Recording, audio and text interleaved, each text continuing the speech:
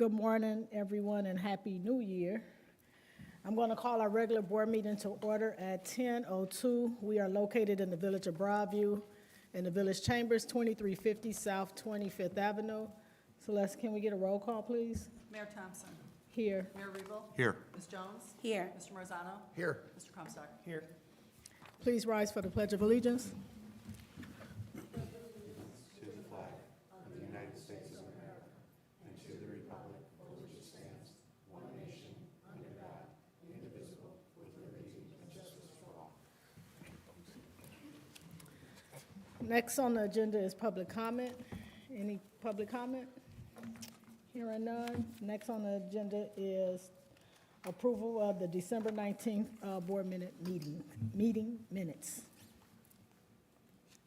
Any questions from the board? All in favor, say aye. Aye. Next is the monthly financial report for December 2024 and January 2025.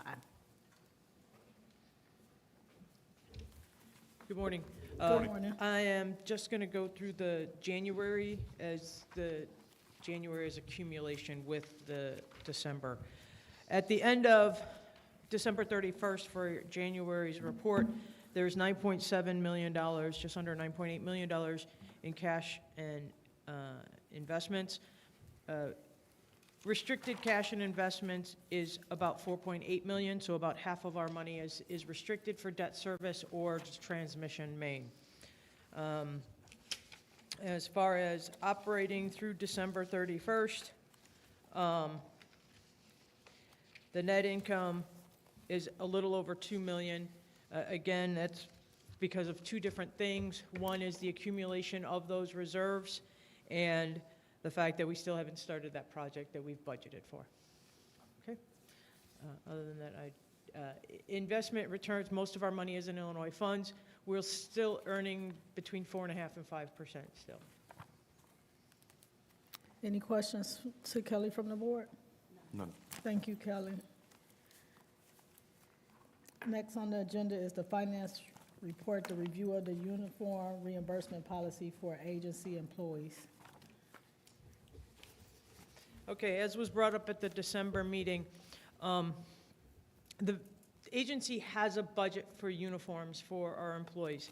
And when I was processing the payments and reviewing the expenses, I identified that we had purchased a winter coat for one of our employees.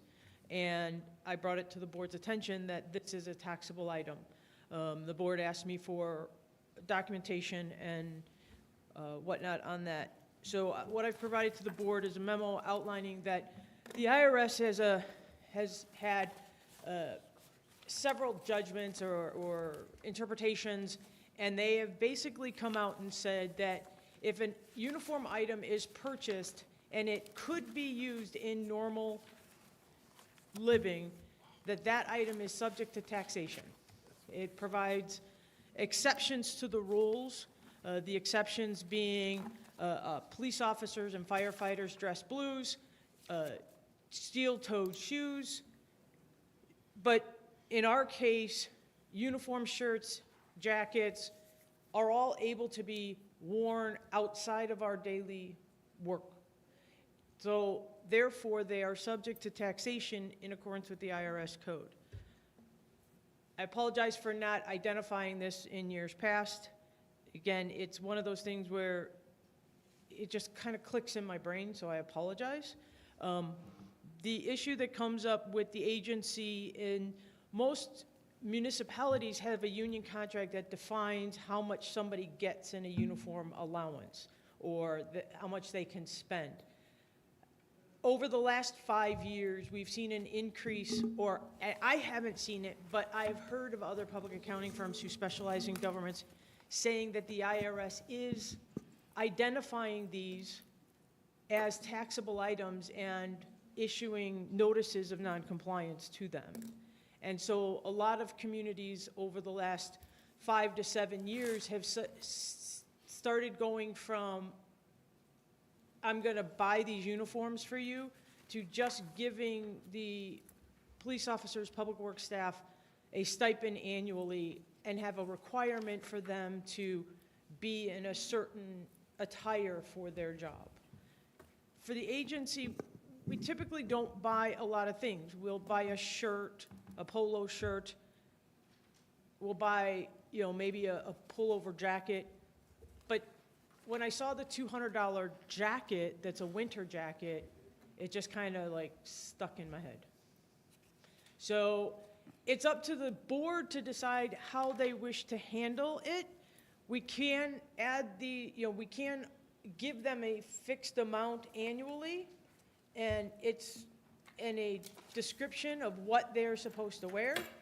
We could just put that, we could go in and buy the item and then put it on their paycheck and have the taxation taken out of it. It's up to the board to decide.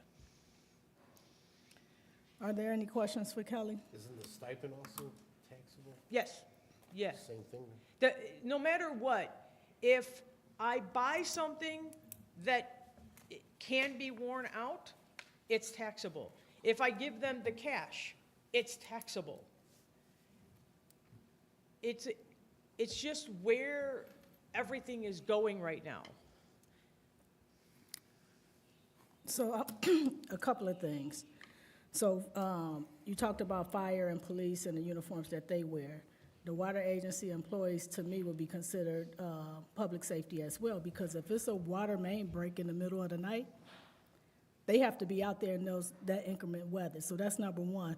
Also, the report that you provided to us was dated from 2014 from the IRS. I don't know if that's the most current. That is the most current And so I would of like the to take. small government reports. Okay, so I would like to take some time to review that, because we have an obligation to make sure that those men and women that work in the agency department, that they have the protective gear that they have. So if we buy steel-toe shoes for them to protect their feet, why can't we buy, why is that not considered for public safety, like a coat?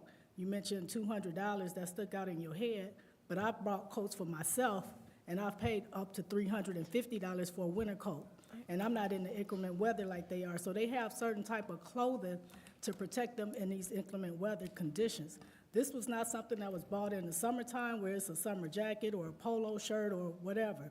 We also can look at our policies as it relates to, if we're buying polo shirts with the branding of the water agency, we can make a criteria that they cannot wear that outside of the workplace.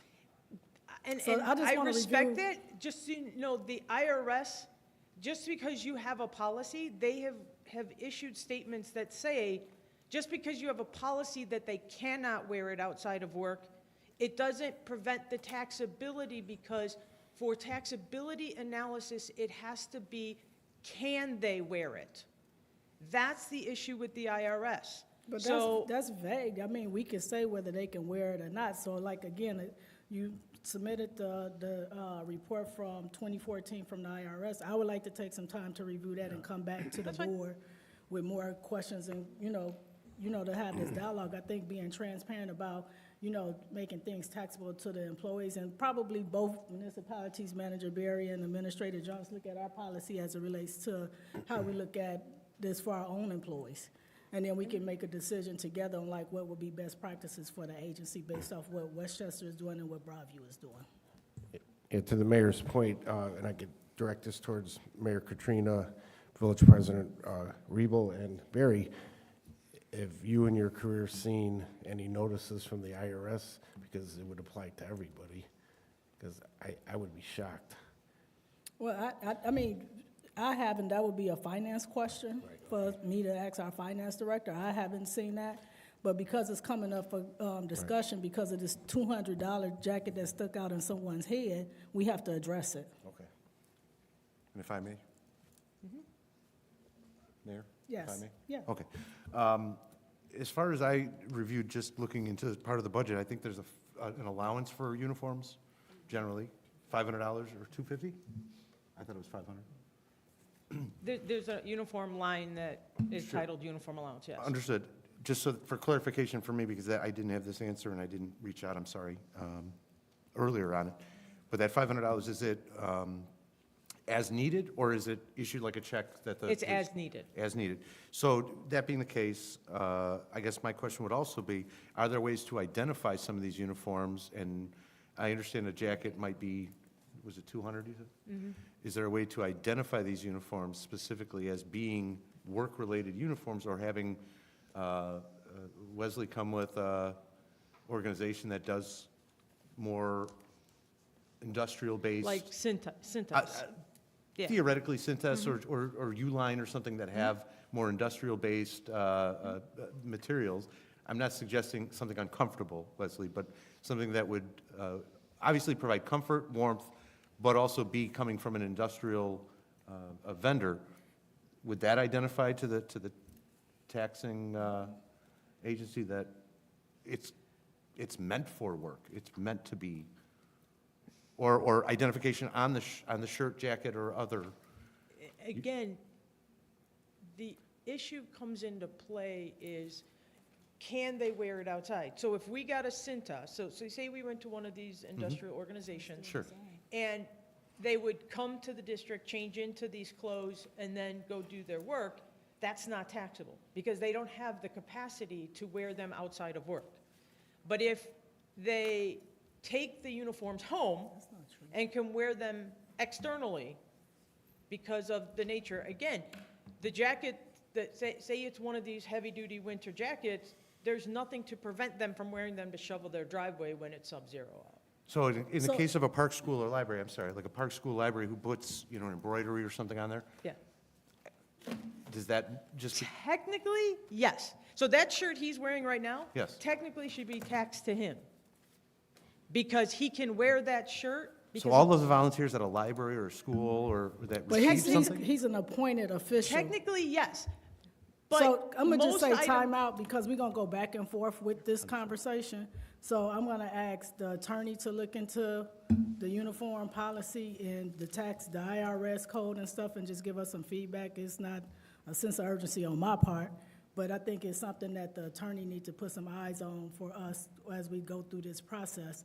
I think we're having a redundant conversation on the back and forth of what's allowed and what's not allowed, because even clearly an example that you gave with Centers or Uline, we buy it from an industrial company, or we go into a contract with them. What stops an employee from wearing a pair of pants? They could wear a pair of pants, and that's outside wear in their driveway, and that's part of their uniform. So, Mike, can you just kind of get us some feedback on that for us, on what they're looking? I'm willing, if I could coordinate with the two managers just to get. Yes. input. If Broadview Westchester has uniform policies, we should start there, because those are, policies that if you send me those, if you have them, that way, that would be a good benchmark to start with, since those are your sister or brother. Yep. Entities to this organization. Let's start there, review it. I am somewhat familiar with where Kelly is, and it is, as she says, but let's talk about it more next time. And Yep. just put this in the back of your mind. Carhartt used to be a farm industrial brand. It's now a Consumer. swag brand, right? It is, Carhartt isn't just worn by farmers and workers anymore. It is a fashion statement. So that's where this gets a little muddled. But I'll work through it with you, and we'll try to come up with a policy that meets everybody's expectations. I appreciate that, because we still have an obligation to protect our employees in inclement weather. Kind of like a Stanley company. And just understand, I understand that most people will look at that as de minimis and say, we're not going to tax you on it, let the IRS come and find us, okay? So most organizations that give polo shirts with embroidery on them, look at it as a de minimis gift and don't tax it, okay? But when we start doing more, I feel I have an obligation to protect you. Yeah, but you haven't in the past. I agree. So I'm done with having a conversation about this. Thank you. Any other questions or comments regarding this matter from the board? No, thank you. Okay, next on the agenda is new business. The consideration and approval of resolution number 2025-01, approving the appointment of Wesley Barber as superintendent of the Broadview Westchester Joint Water Agency, and approving and authorizing the execution of an employment agreement with Wesley Barber to serve as the superintendent of the Broadview Westchester Joint Water Agency. The term will be January 27, 2025 to May 31st, 2025. Have everyone reviewed the memo that came from Attorney Jerusik? Yes. Any questions or comments regarding this? No. None? Celeste, can we get a roll call, please? Can I get a motion in a second? Motion for Yep, approval. thank you. Second. Who motioned, I'm sorry? Barry did. Yeah. Mayor Thompson? Yes. Mayor Regal? Yes. Ms. Jones? Yes. Mr. Marzano? Yes. Mr. Crumstock? Yes. Thank you. Next on the agenda is consideration and the direction of the superintendent and agency consultants for a public hearing for the agency's fiscal year 2025 to fiscal year 2026 annual budget and appropriations at the March 27, 2025 agency board meeting. I need a first motion and a second. So moved. Second. Part of that motion, if we can clarify what date, I put a couple options in there because I just wasn't sure how soon you want to get, have the public hearing because our April meeting is very late in the month. Our April meeting is very late in the month and we have to get this done by May 1, so I wasn't sure if you wanted to go with a March 27th public hearing or an April 24th No, public hearing. April 24th is fine, because we'll have a board meeting, we can approve the budget and get it to the powers that be. Okay.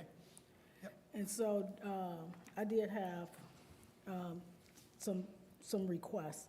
So I am requesting that Manager Berry and, Administrator Jones, the superintendent, and the finance team get together to have a discussion about the budget, and then asking that Administrator Jones and Manager, Berry to report back to both mayors on, as it relates to the budget, so that we have some input on what's being inputted into the budget or what we need to look at a little in a different way. So you all can coordinate a schedule for you all to put a budget together and then report back to the two mayors. Is that okay with you, Mayor Rebel? Yes, absolutely. Okay. So that should take place prior to the March 25th board meeting so that we can get some updates.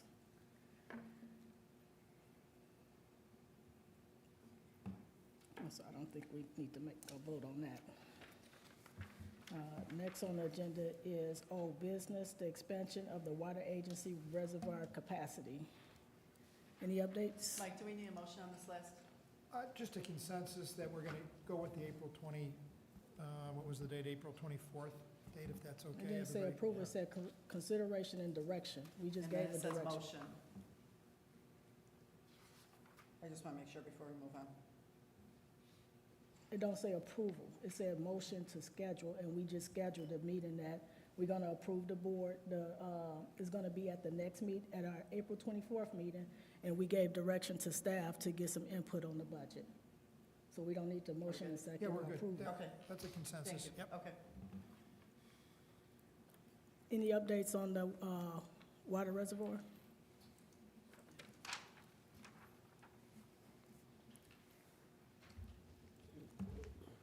Good morning, mayors and board. Good morning. Updates to provide for you are a pre-bid meeting was held on January 7th to answer contractor questions for the reservoir. And then the bid opening was originally scheduled for January 17th. It's been moved back to February 3rd with purpose. This was requested by the contractors due to them being out of state and having to come into town for the in-person bid meeting, bid opening, as well as giving them a little bit more time to provide a thorough bid. So we felt that was in the agency's interest to maximize our bidders and ultimately get a lower price. Thank you. That's fair. Any questions or comments from the board? Thank you. Next is consideration and approval of the finance report as of January 23rd, 2025.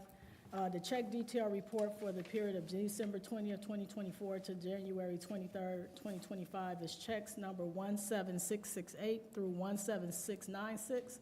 The total amount of the payables is $522,654.54. I need a motion and a second. So moved. Second. Any questions regarding the bills? Celeste, can we get a roll call, please? Mayor Thompson? Yes. Mayor Regal? Yes. Ms. Jones? Yes. Mr. Marzano? Yes. Mr. Crumstock? Yes. Thank you.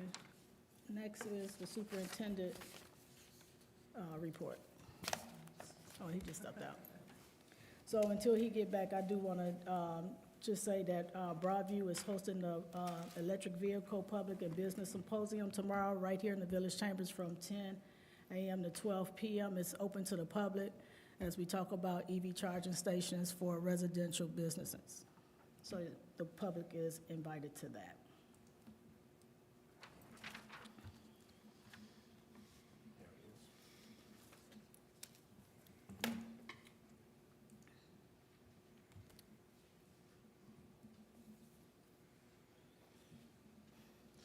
Hello, sorry about that.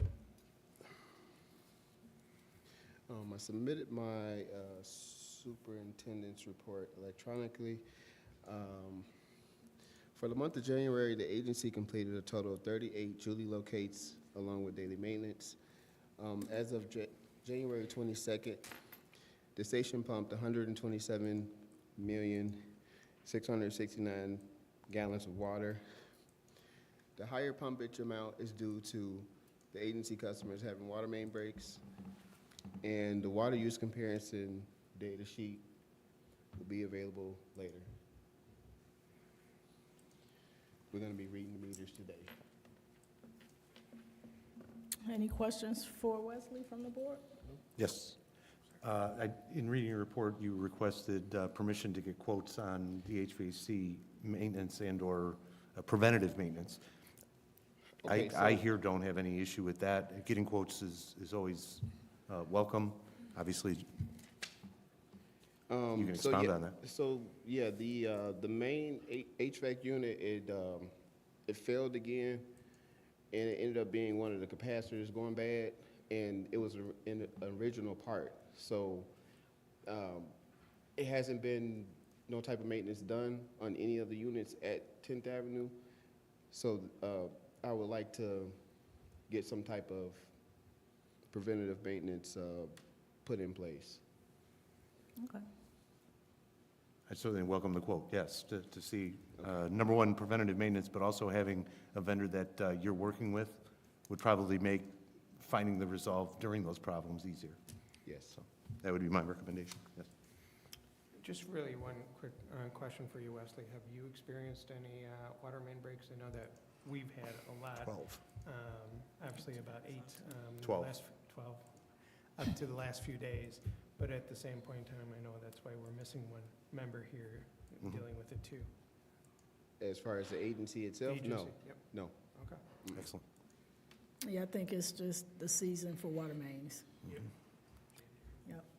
And so finally, I was looking at your report and you put in your report the ComEd Energy Efficiency Program that you participated in. So Broadview is doing, we got a grant for $140,000 to do Broadview Energy Plan.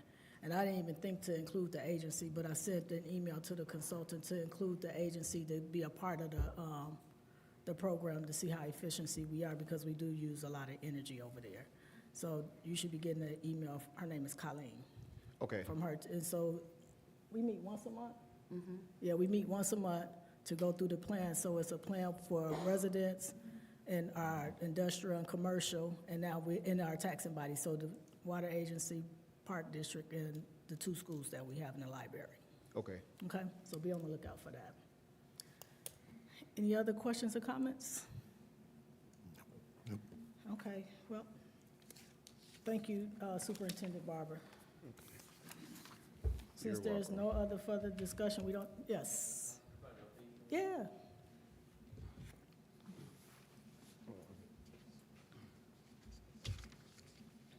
So with Jim Goomis's retirement, I've been slated to take over for Jim, and look forward to that opportunity. What we found is that his shoes are big, not only here but at the company at large. He's had a really big role at the company, and I'm taking over many of his other duties. So what we looked at is shuffling the deck and providing another engineering representative for you, and that's Mark here today.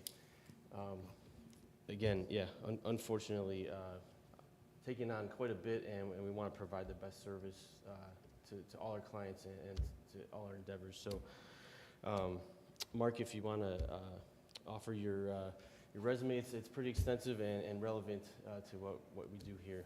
Can you come to the mic, please? Thank you, Mark.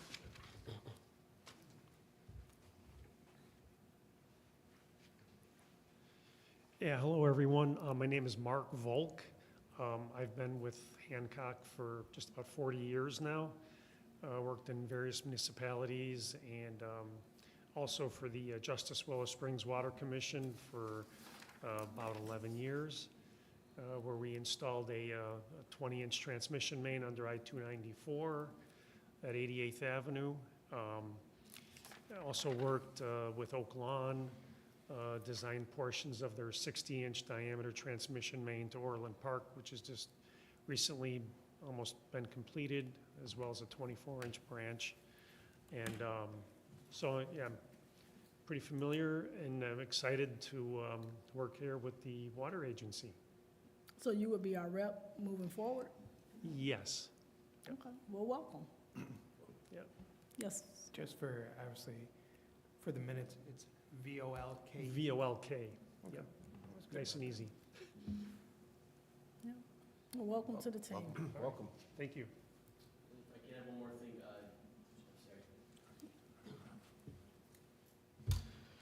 apologize for the inconvenience. Jim will still be available, he's a phone call away during this transition, and he intends to work at least 1 day a week at the office too, so he's not gonna be. He can't let it go. He's not gonna be far, and he's gonna be available. Any issues pop up, historical knowledge, that sort of thing. Well, I wanted to say publicly, thank you for stepping up to fill those big shoes. Sometimes that's not always easy until you get in the position and then you see how big it really is. So, but I appreciate you taking a leap of faith and betting on us as well. So Thank you. I appreciate you. Thank you. Thank you, Mayor. Any other comments or questions before we adjourn? Superintendent Barber, is this your assistant that's in the audience? Yes. So can you introduce us to her?